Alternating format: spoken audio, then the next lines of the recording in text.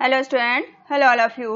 हम आपको RBSC class 9th का जो कंप्यूटर करा रहे हैं, इसका हमारा फर्स्ट अध्याय चल रहा था। इस बुक का आपकी बुक का नाम है सूचना प्रौद्योगिकी की अवधारणा पार्ट 1। तो इसका जो हम फर्स्ट चैप्टर कर रहे हैं, फर्स्ट चैप्टर का पहला पार्ट यानी कि फर्स्ट वीडियो अपलोड किया जा चुका है। आपने अगर उसे नहीं देखा है देख लीजिएगा। आज हम इसके सेकंड पार्ट कर रहे हैं, जिसमें कि आपको सेकंड वीडियो मिलेगा। आपका जो फर्स्ट चैप्टर है वो बहुत बड़ा है, तो इसके कई सारे पार्ट बन जाएंगे। तो चलिए स्टार्ट करते हैं। अगर आपने इसका फर्स्ट पार्ट नहीं देखा है देख लीजिएगा। आपकी इस बुक में जो टोटल 8 चैप्टर दिए गए हैं, ये जो आपकी बुक है 4 इकाइयाँ हैं और 8 पार्ट आपके दिए गए हैं। जो फर्स्ट पार्ट हम कर रहे हैं कंप्यूटर का परिचय, introduction of computer. Introduction of computer में हम कंप्यूटर का परिचय पढ़ रहे थे, इंट्रोडक्शन टू कंप्यूटर। इसका फर्स्ट पार्ट हम इंट्रोडक्शन पढ़ चुके हैं। फर्स्ट पार्ट में इसके फर्स्ट वीडियो में इंट्रोडक्शन हमने पढ़ लिया था। कंप्यूटर की डेफिनेशन को भी हम पढ़ चुके हैं और ये आपने कंप्यूटर सिस्टम देखा था जिसको हमने पढ़ चुके हैं। अब हम आज यहाँ से जो है टाइप ऑफ कंप्यूटर पढ़ने वाले हैं। यहाँ से कंप्यूटर के प्रकार। आपका ये चैप्टर जो है काफ़ी बड़ा है, इसलिए इसके कई सारे पार्ट बनेंगे। तो आप जब भी प्लेलिस्ट चेक करें तो फर्स्ट चैप्टर के कई सारे पार्ट जो भी बनेंगे आप उसे चेक करिएगा। ये चैप्टर वाकई में आपका बहुत ज़्यादा बड़ा है, ठीक है। तो चलिए देखते हैं इसके सेकेंड पार्ट में। आज हम इसका पार्ट 2 कर रहे हैं।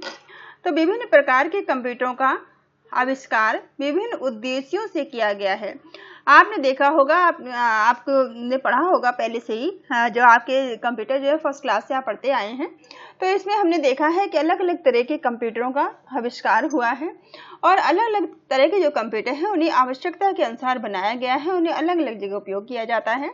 अतः सामान्यतः कंप्यूटर का वर्गीकरण उनके अनुप्रयोगों, आकार तथा उद्देश्य के आधार पर किया जाता है। जो कंप्यूटर का जो वर्गीकरण है उसको किस किस आधार पर किया गया है? अनुप्रयोग के आधार पर किया गया है, उसके आकार मतलब साइज के आधार पर और उसके उद्देश्य के आधार पर किया गया है कि क्या क्या उसका काम हो सकता है। अनुप्रयोग सबसे पहला जो आपका है, अनुप्रयोग के आधार पर वर्गीकरण यानी कि classification based on application. Classification किस पर बेस है? एप्लीकेशन पर बेस है। अनुप्रयोग यानी कि एप्लीकेशन, यानी यहाँ पर अनुप्रयोग का मतलब क्या होता है? एप्लीकेशन है। आपकी जो बुक है हिंदी में है, कंप्यूटर बेसिकली इंग्लिश में भी अगर आपको बुक मिले तो उसमें भी आप पढ़िएगा। और अगर आप इंग्लिश में बुक पढ़ना चाहते हैं तो हमारे जो है NCERT पढ़िएगा। NCERT की जो क्लास 11 के और 12th की क्लासेस में के वीडियो हैं उनको देखिएगा। और बेसिक जो क्वेश्चन आपके बन सकते हैं उन्हें मैं जितने भी क्वेश्चन बन सकते हैं 1st to 12th क्लास के, वो भी MCQ फॉर्म में और डिटेल वाइज डिस्कस करके हम आपको जल्दी ही प्रोवाइड करा देंगे, ताकि आपको एग्जाम के उससे भी दिक्कत ना हो। आपके वहाँ दोनों तरह क्वेश्चन तैयार हो जाएंगे, MCQ तैयार हो जाएंगे और आप अगर आपको लिखने को आता है तो वो भी आपके तैयार हो जाएंगे। दोनों तरह क्वेश्चन हम साथ साथ तैयार कर लेंगे। तो चलिए अभी तो यहाँ देखते हैं, आपका जो चैप्टर है उसे डिस्कस करते हैं। तो जो एप्लीकेशन के आधार पर कंप्यूटर को जो है 3 भागों में 3 वर्गों में इसको डिवाइड किया गया है, बांटा गया है 3 पार्ट में। पहला आपका है एनालॉग कंप्यूटर, ठीक है। एप्लीकेशन के आधार पर आपसे पूछा जाता है कंप्यूटर को कितने पार्ट में डिवाइड किया गया है, तो उसे 3 पार्ट में डिवाइड किया गया है, ठीक है। आप इस भाषा आप देख लीजिए, वर्गीकरण करना 3 प्रकार से इसका वर्गीकरण हुआ है। तो पहला जो इसका है वो आपका एनालॉग कंप्यूटर है। एनालॉग कंप्यूटर ये आप देख सकते हैं पिक्चर में, ये आपका क्या है? एनालॉग कंप्यूटर इस तरह से कुछ कार्य करता है, ठीक है। जैसे कि आपने ग्राफ देखा होगा, इस तरह से ये काम करता है। तो ये कंप्यूटर अंकों पर कार्य ना करते हुए, ये जो कंप्यूटर आपका एनालॉग कंप्यूटर है ये अंकों पर कार्य नहीं करता है। अंकों पर कार्य ना करते हुए भौतिक रूप से उपलब्ध डाटा पर सीधे कार्य करता है, ठीक है। इतनी सी लाइन आपको बिल्कुल रट जानी चाहिए एनालॉग कंप्यूटर की, ठीक है। इतनी सी लाइन तो आपको बिल्कुल याद होनी चाहिए कि जो आपका एनालॉग कंप्यूटर है, एनालॉग कंप्यूटर जो है वो अंकों पर कार्य ना करते हुए भौतिक रूप से उपलब्ध डाटा पर ये सीधे कार्य करता है, ठीक है। अब भौतिक डाटा क्या होता है? भौतिक डाटा क्या होता है ये भी आपको पता होना चाहिए, है ना।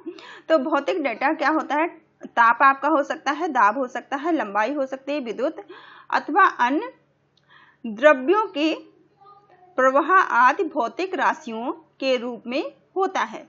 ठीक है, ये जानकारी भी आपको होनी चाहिए। आपको पता चल गया कि जो आपका एनालॉग कंप्यूटर है वो भौतिक डेटा पर काम करता है, लेकिन आखिर भौतिक डेटा होता क्या है, जब होता क्या है तो ये भी चीज़ आपको पता होनी चाहिए। ठीक है, तो ये आपका भौतिक डेटा जो है आपका ताप हो सकता है, ताप, दाब, लंबाई, विद्युत अथवा अन्य द्रव्य जो भी होते हैं वो सभी जितनी भौतिक राशियाँ हैं उन पर ये काम करता है। ठीक है, ये आपका एक क्वेश्चन का आंसर है, आप यहाँ से मान लीजिए ये आपका आंसर बन गया। आंसर इतना लिखने के बाद आप ये पिक्चर बना देंगे, आपको एग्जाम में पूरे के पूरे नंबर आपको मिल जाएंगे। ठीक है, इन कंप्यूटरों का उपयोग वहाँ किया जाता है जहाँ इन भौतिक राशियों के निरंतर मापन की आवश्यकता होती है, जैसे कि इंजीनियरिंग, इंडस्ट्रीज एवं विज्ञान के क्षेत्र में एनालॉग संकेत सतत यानी कि कंटिन्यूअस होते हैं। एनालॉग कंप्यूटर एक विशेष उद्देश्य वाली मशीन है। ठीक है, इंफॉर्मेशन तो आपकी पूरी ही महत्वपूर्ण है, लेकिन जितना मैंने आपको टिक लगवाया है उतना लिखकर आप ये पिक्चर बना देंगे, तब भी आपको चाहे आपका जो क्वेश्चन है 5 नंबर का है या 10 नंबर का है एग्जाम में या 2 नंबर का, आपको पूरे नंबर इसमें से इतने ही पोर्शन में से आप इसे कम ज़्यादा करके आराम से लिखकर आप पूरे नंबर पा सकते हैं। ठीक है, अब दूसरा देखते हैं। यहाँ पर कोई एग्जाम्पल भी दिया गया है, ये भी देख लेते हैं। स्पीडोमीटर, घड़ियाँ, विद्युत मीटर, थर्मामीटर, वोल्टेज मीटर आदि एनालॉग कंप्यूटर के कुछ उदाहरण हैं। ठीक है, यहाँ पर कुछ जो आपको एग्जाम्पल दिए गए हैं, एग्जाम्पल भी आप एग्जाम में लिख सकते हैं। एग्जाम्पल अगर लिख देंगे तो अच्छा रहेगा। तो एग्जाम्पल में आप क्या लिख सकते हैं कि स्पीडोमीटर, घड़ियाँ, विद्युत मीटर, थर्मामीटर, वोल्टेज मीटर आज जो है एनालॉग कंप्यूटर के कुछ अन्य उदाहरण हैं, एग्जाम्पल हैं। अब हम दूसरा देखते हैं, डिजिटल कंप्यूटर। ठीक है, दूसरा आपका क्या है, डिजिटल कंप्यूटर है। एक कंप्यूटर अंकों पर कार्य करते हैं। जो आपके डिजिटल कंप्यूटर, डिजिटल से ही पता चल रहा है डिजिट, डिजिटल का मतलब क्या, डिजिटल जो है डिजिटल शब्द से क्या समझ में आ रहा है कि डिजिट। ठीक है, डिजिट मतलब अंक, नंबर। तो डिजिटल जो कंप्यूटर आपके हैं ये अंकों पर कार्य करते हैं। किस पर काम करते हैं, ये अंकों पर कार्य करते हैं। ये उन्हीं डेटा पर कार्य करते हैं जो बाइनरी डिजिट के रूप में होते हैं। किस पर काम करते हैं, ये जो डाटा जो है बाइनरी डिजिट के रूप में होता है ये उसी पर काम करते हैं। डिजिटल कंप्यूटर में सभी डाटा व निर्देश एक साथ इनपुट किए जाते हैं।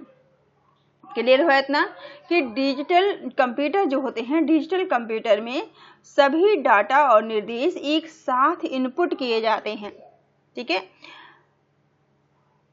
वह फिर कंप्यूटर निर्देशानुसार गणनाएं करके परिणाम यानी कि आउटपुट के रूप में आपको प्रदान कर देता है।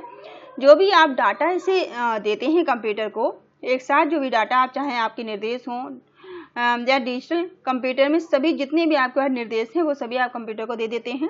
ठीक है, उसके बाद ये जो भी आप उसे निर्देश देंगे उसके अनुसार ये गणना करेगा। गणना करने के बाद आपको रिजल्ट, परिणाम यानी कि आउटपुट जो है आपके कंप्यूटर स्क्रीन पर ये आपको प्रोवाइड करा देगा। क्लियर हुई इतनी बात। गणना करने के साथ साथ डिजिटल कंप्यूटर तार्किक क्रियाएं भी कर सकता है। ठीक है, जो हमारा डिजिटल कंप्यूटर है ये रीजनिंग का कार्य भी कर सकता है। तार्किक मतलब रीजनिंग वाला काम। ठीक है, ये गणनाएं भी ये कर सकता है, इस तरह का काम भी ये कर सकता है। एक कंप्यूटर बहुउद्देशीय होने के कारण विविध कार्यों में प्रयुक्त होते हैं। ये जो आपके डिजिटल कंप्यूटर है ये कैसे कंप्यूटर हैं, ये बहुउद्देशीय कंप्यूटर हैं। ठीक है, ये बहुउद्देशीय कंप्यूटर होने के कारण ये जो है अलग अलग कार्यों में इनका उपयोग किया जाता है। कंप्यूटर के बारे में जब भी चर्चा होती है तो हमारा तात्पर्य इन्हीं कंप्यूटर से होता है। जब भी नॉर्मली जो आप कंप्यूटर की बात कर रहे होते हैं तो आपका जो उद्देश्य होता है, आपकी चर्चा होती है, तो ये इन्हीं डिजिटल कंप्यूटर के विषय में हम बात कर रहे होते हैं। डिजिटल कंप्यूटर के संकेत क्या होते हैं, सिग्नल। ठीक है, सिग्नल जो इसके हैं असतत होते हैं यानी कि डिसकंटिन्यूअस होते हैं। ये एक पॉइंट आप याद रखेंगे कि डिजिटल कंप्यूटर के जो सिग्नल होते हैं वो कैसे होते हैं, डिसकंटिन्यूअस होते हैं, जबकि हमने जो ऊपर एनालॉग कंप्यूटर पढ़ा था उसके सिग्नल कंटिन्यूअस थे। ठीक है, दोनों में डिफरेंस आपको समझ में आ गया। उसके बाद ये देखिए डिजिटल कंप्यूटर की पिक्चर है। ये जो आपको नंबर दिखाई दे रहे हैं, ये नंबर पे डिजिट्स पर काम करता है। ठीक है, तो इसकी पिक्चर भी आप बना के प्रैक्टिस कर लीजिएगा। एग्जाम में अगर आता है तो पिक्चर बना देते हैं तो आपको अच्छे नंबर मिल जाएंगे। ठीक है, अब आपका थर्ड आ गया, तीसरा आ गया हाइब्रिड कंप्यूटर। अब हाइब्रिड कंप्यूटर क्या होते हैं? हाइब्रिड कंप्यूटर जो है, सिंपल से आप ध्यान रखेंगे कि आपने एक पढ़ा डिजिटल कंप्यूटर और आपने पढ़ा एनालॉग कंप्यूटर। एनालॉग और डिजिटल कंप्यूटर का आप यहाँ पर मिला जुला रूप देख सकते हैं। इसका जो है कॉम्बिनेशन देख सकते हैं, यानी कि मिला जुला रूप देख सकते हैं हाइब्रिड कंप्यूटर में। ठीक है, तो इन कंप्यूटरों में एनालॉग एवं डिजिटल दोनों कंप्यूटरों के गुणों का समावेश होता है। ठीक है, पहली लाइन बिल्कुल आपको रट जानी चाहिए कि क्या यहाँ बताया जा रहा है कि कंप्यूटर में एनालॉग एवं डिजिटल दोनों कंप्यूटरों के जो गुण होते हैं, उनकी जो विशेषताएं हैं, उनका समावेश होता है। ठीक है, इसीलिए एक कंप्यूटर ताप, गति, प्रवाह आदि संकेतों पर कार्य करते हुए गणना करने एवं तार्किक क्रियाएं करने का भी कार्य कर सकते हैं। ठीक है, यही कारण है कि ये कंप्यूटर, हमारे जो हाइब्रिड कंप्यूटर होते हैं, वो कंप्यूटर जो है ताप, गति, प्रवाह आदि संकेतों पर कार्य करते हुए ये गणना करने का कार्य और तार्किक क्रियाएं भी करने में सक्षम होते हैं। ठीक है, इनका आउटपुट अंकों अथवा मापने की किसी इकाई के रूप में होता है। हाइब्रिड कंप्यूटर का उद्देश्य चिकित्सा के क्षेत्र में खूब हो रहा है। ठीक है, जो हाइब्रिड कंप्यूटर हैं, इनका जो उपयोग सबसे ज़्यादा कहाँ पर हो रहा है? चिकित्सा के क्षेत्र में। हाइब्रिड कंप्यूटर का उपयोग ज़्यादा से ज़्यादा जहाँ हो रहा है वो आपके चिकित्सा के क्षेत्र हैं। चिकित्सा के क्षेत्र में हाइब्रिड कंप्यूटर का खूब उपयोग हो रहा है। यहाँ पर जहाँ चिकित्सा के क्षेत्र में किस तरह से उपयोग हो रहा है? जहाँ यह रोगी के तापमान, धड़कन, रक्तचाप आदि को एनालॉग सिग्नल के रूप में ग्रहण कर और फिर उसे डिजिटल सिग्नल में बदलकर परिणाम को अंकों के रूप में प्रदर्शित करता है। समझ में आई बात?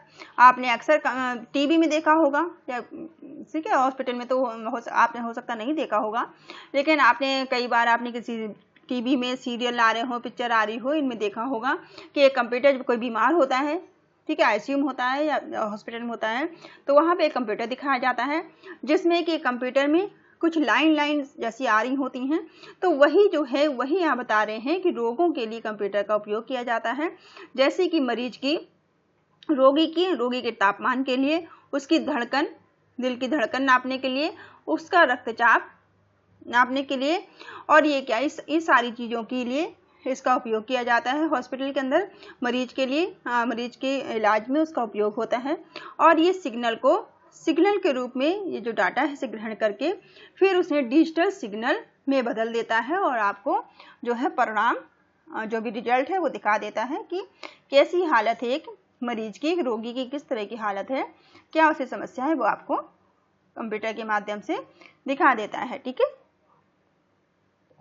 तो यहाँ हमने देखा क्लासिफिकेशन ऑफ कंप्यूटर में 3 तरह के कंप्यूटरों को देखा। पहला आपका क्या था?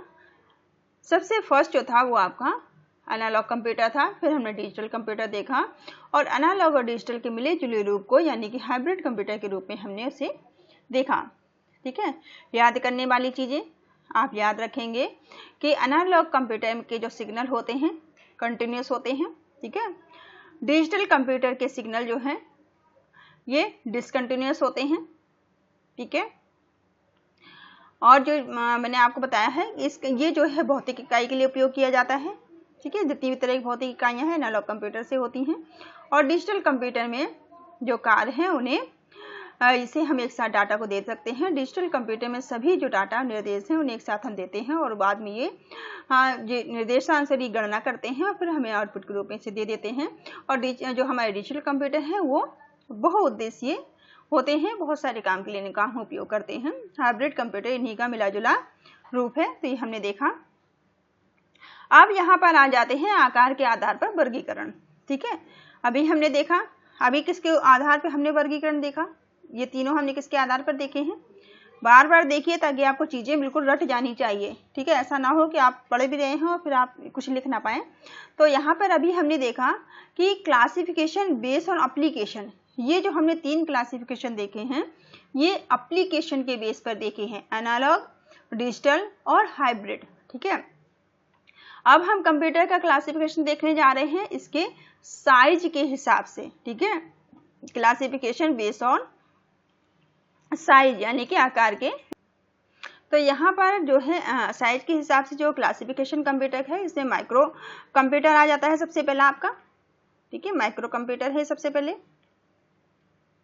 ठीक है, ये पहला आपका माइक्रो कंप्यूटर है। फिर आपका डेस्कटॉप कंप्यूटर है। ठीक है, दूसरा आपका डेस्कटॉप कंप्यूटर है। तीसरा आपका लैपटॉप कंप्यूटर है। इन सारे कंप्यूटर से आप भली बात परिचित होंगे। फिर आपका पाम टॉप कंप्यूटर आ जाता है। पाम टॉप का मतलब होता है जो आपकी हथेली है उस पर रखकर जिस कंप्यूटर का आप चला सकते हैं वही सी को पाम टॉप कंप्यूटर कहा जाता है। ये देखिए पाम टॉप कंप्यूटर। फिर आपका आ जाता है नोटबुक। ठीक है, फिर आपका नोटबुक आ जाता है, मान लीजिए छोटा सा लैपटॉप के ही आकार का छोटा लैपटॉप आप कह सकते हैं, जैसे कि नोटबुक कहा जाता है। नोटबुक की तरह ये दिखाई देता है, नोटबुक की तरह। फिर आपकी टैबलेट आ जाती है, टैबलेट कंप्यूटर, ये भी एक तरह का कंप्यूटर है। ठीक है, अब हमारे आ जाते हैं मिनी कंप्यूटर। पहले में हमने देखा, पहले वाले में हमारे कितने तरह के कंप्यूटर आए। फर्स्ट वाले में देखिए, फर्स्ट वाले में आपका जो है माइक्रो कंप्यूटर की सारे पार्ट हैं। माइक्रो कंप्यूटर में क्या क्या है, डेस्कटॉप कंप्यूटर हो गया, लैपटॉप कंप्यूटर हो गया, पाम टॉप कंप्यूटर हो गया और आपका नोटबुक कंप्यूटर हो गया, टैबलेट। ये सभी आपके किसमें आ गए, जो है आपके सभी कंप्यूटर जो है माइक्रो कंप्यूटर में आ गए। ठीक है, ये हमने किसका पार्ट देखा, माइक्रो कंप्यूटर का। याद रखिएगा जितने भी तरह के कंप्यूटर आप यूज कर सकते हैं, ऐसे याद रखिए कि जितने भी तरह के कंप्यूटर आप यूज कर सकते हैं घर में या स्कूल में, अपने स्कूल में, घर में, ऑफिस में, वो सभी क्या कहलाएंगे, वो आपके माइक्रो कंप्यूटर कहलाएंगे। ठीक है, फिर सेकंड नंबर पे आ जाते हैं मिनी कंप्यूटर। ये आपके मिनी कंप्यूटर हो जाएंगे।